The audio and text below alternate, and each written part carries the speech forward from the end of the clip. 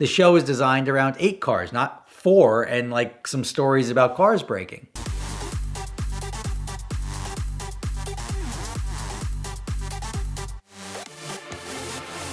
I'm doing a show called Sorted, which is testing out a bunch of different modified cars. And this has its roots all the way back to like when I was a kid, almost turn of the century.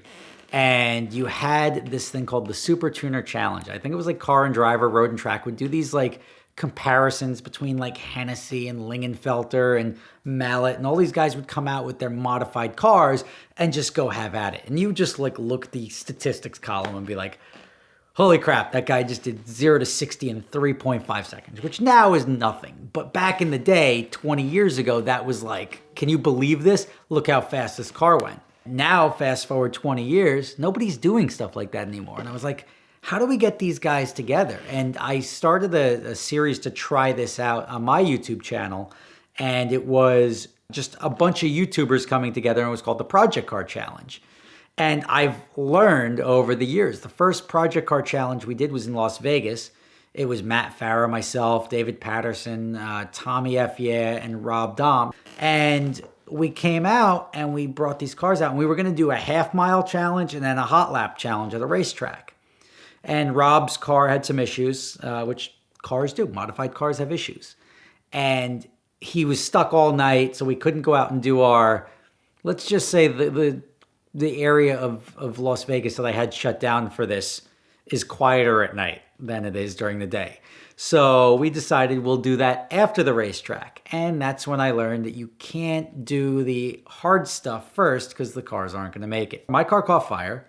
Good times, because that's what it was supposed to do. For YouTube, that's excellent. If you're going to catch fire, you want to catch fire at a racetrack, because you had a guy right over there with a fire extinguisher right quick. And then after that, started the car up, drove it away.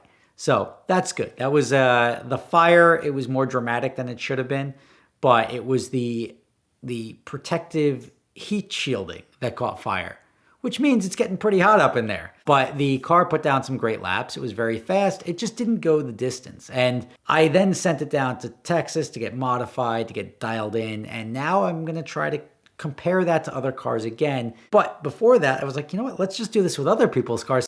And that's where Sorted came in, that we were going to take this thing, we were going to compare the cars and progressively make it harder as we went along. So we're not going to like go out and go gung-ho and start doing hot laps and everybody breaks. Next thing you know, we don't really have a competition because everybody's broken. And little did I know, that held fairly true in some of the filming here, that some of the cars, it's like, all right, all you got to do is show up. And that was a problem. Now, we had over 190 people submit their cars to be used in the show. We selected 8 for the East Coast, 8 for the West Coast. The goal is to then race them against each other, the 2 winners. So we're racing the 2 fastest cars to see who's got the fastest car in the country effectively. Obviously, the sample size is limited, but we still get to shake it out, and we're running a lot of fast cars. In Florida, the average horsepower was about 1,000 wheel horsepower per car. So that's pretty impressive. That's it. That's attracting the right group of cars. So you're getting these guys to properly modify. Lots of money goes in. When you start getting into the 1,000 horsepower range, you're not eBay parting that car. That car is ideally has a lot of money invested, whether it's sorted or not. That's why we're here to find out. But it does have a ton of money put into that car. And it generally, driving on the highway and doing these highway pulls, makes these guys feel like they're a little bit more invincible than ultimately they end up being. So now here I am, and it's 2 days prior to the filming of the first episode of the first show, and I start getting phone calls. Hey, bad news. What? My car is the one guy he had a turbo R8, single turbo R8, which you don't see very often, mostly twin turbos. He had a great red single turbo R8, getting it back from the tuner, going to pick it up. It's all good. Oh my God, I need new tires. I got to source new tires, got new tires, started driving. He's like, nope, can't come. That sucks that the guy went through all this effort, got it tuned, got it all sorted out, and ultimately the car wasn't even driving well. He's like, it's undrivable. So that one went back. There was like 3 or 4 inside of 48 hours, which I'm like, what is going on right now? Like half of our field that was handpicked isn't ready. There was another guy who had an R32 Skyline, great car, 1,000 horsepower, and he decided to be more competitive that he was going to just switch it over to sequential. Let me tell you, there is no just switching anything over to sequential. It's never like drop in and then just start her up and go drive down the road. And that was a problem. And he's like, well, just give me till Friday. Friday came and went, not going to be done. I'm like, I know it's not going to be done. When you told me you were switching it to sequential 7 days prior to this thing filming, even though you're already in Florida, I knew that wasn't going to happen. Another guy, Honda S2000, Turbo S2000, great looking car, blue one up in New York. I think it was making like 700 or 800 wheel horsepower. And he just got the car back and he wasn't making any boost. So I was like, all right, well, you need to make boost. Otherwise it doesn't make any sense. Finally got it making boost. And I'm like, okay, good. Then he got nervous because the car was just down for like 2 or 3 years and he just had the new engine put in that he was afraid to break it again. And that's probably super telling as far as that struggle people have modifying cars, because sometimes after a certain point, you just get so tired of it breaking that you just lose all interest in it. And that defeats the purpose of this whole thing. Why modify something to the point where you don't want to drive it or you're afraid to drive it? This is a situation where he just put a brand new motor in it. The thing should be good for a while. And he was afraid to drive it because if it broke again, he'd be so like let down that he can't drive this thing for maybe another 2 or 3 years, because it does get expensive. I'm not going to spend other people's money. I get that everybody, and I've been in that boat where you pour virtually every paycheck you come in. It's like, all right, food, car payment, everything else is going into the next part that I can afford.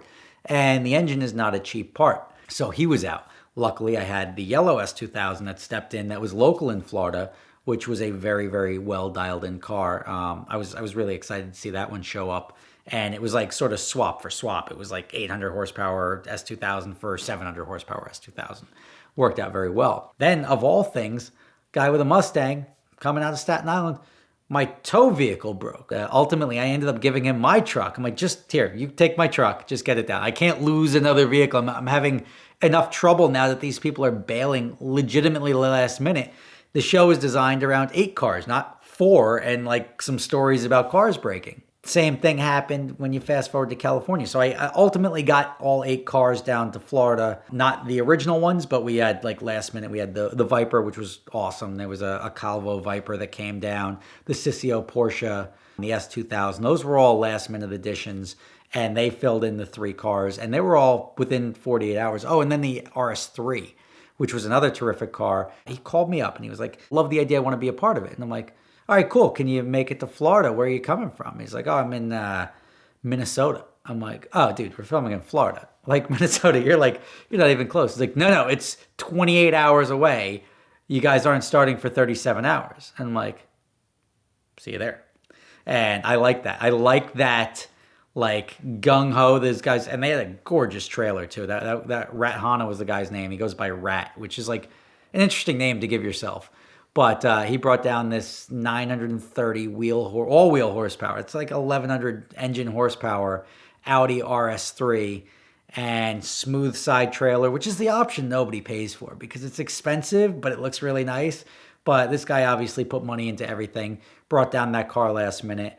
I had people coming from all over the place, but like one kid drove down from Buffalo. For a show that's called Sorted, most cars are either like local or coming in on a trailer. This guy got in his car. It was a turbo swapped IS300 with a 1JZ. Legitimately got in his car, drove it straight to Florida. Drove like 23 hours, and I was like, you, sir, that car, like whether I like it or not, nobody's going to argue that car is not sorted. And it was good to see them all come out. Here we are in California. What happens? Same thing. Car drops off. This car's coming. The one guy who was going to come to Florida, but he's like, you know what, I'll just go to the California one. He was in Texas. He was bringing a ZR1. It was an '09 ZR1, 1,000 wheel horsepower. Sure enough, like a couple of days before, we're changing the oil. There's shavings in the oil. You're out. And I guess at that point in time, you're tearing the thing down anyway, but you don't want it to fail on camera. But there was other cars that just showed up or didn't show up at all. Like I had 2 Porsches. One of them, to be fair, pulled the COVID card, which you can't argue with. Somebody in my shop is sick, so I'm not going to come. But I had 2 like really cool Porsche turbos coming out to California. We ended up with none. So we ended up having 7 cars. I did get a replacement for the one Porsche is when the Sheepy Race Audi, the twin turbo R8 came out. I just can't even remember. I can't even keep track of how many cars we lose because these cars were dropping like flies. There was a Datsun too I lost. It was a very cool 1970 240Z. And it was like full blown race car, full ground effects, giant wing. Like this car, I looked at it and it was like, all right, this guy has put a lot of money into dialing this in. This is effectively like a SEMA like booth car. And that car failed too. But it's amazing for a show that's called Sorted, trying to find out how well built these cars are, that our fail rate prior to even filming was at like 50%. Now imagine what happens when you film with cars that actually show up. I'm telling you, not all of them made it. Now what's great about this show is that usually like when I make my stuff, I'm funding everything. Here we had the first sponsor to step up. I've had this idea on the table for years since I did that initial project car challenge, but Auto Tempest reached out, and as with Car Trek, they're funding and putting together, like they're doing God's work right now. They're allowing YouTubers to go out, be creative, and make these shows. And you go and watch Netflix and everything like that, and it's like, oh, cool, fastest car. I can't get into that. As a car person, you can't get into commercialized stuff. Like it's just impossible. But Auto Tempest decided to step up, and they were the first money in for both me and Car Trek. And they make these shows possible, which is really cool. I mean, that's, if you don't know Auto Tempest, which if you're watching this channel and you don't, I don't know what to tell you. Go click on the link in the description. But they have it's an aggregator, so they bring all these different search sites together. So when you're looking, you don't have to be like, where else am I going to look for cars? You can just look on one place, and it aggregates and pulls together all these listings to make your searching much simpler and save you a ton of time. Homeowners insurance may just seem like some boring thing that you have to get a mortgage, but it can be a surprising way to actually save a lot of money. Policy Genius is your advocate to do that. They shop your policy and your insurance needs amongst all the major carriers and find you the best deal. In fact, every time it renews, Policy Genius does it all over again. They check everybody else, they make sure you're getting the best deal, and if there's a better deal out there, they switch you for free. Policy Genius can also bundle your homeowner's policy with your car insurance policy and save you even more. Policy Genius has saved their combined auto and home insurance customers an average of $1,127 a year. So visit the link in the description below, tell them a little bit about yourself and your property, and they'll tell you if you're getting the best deal. Be sure to thank them for their support of VINwiki.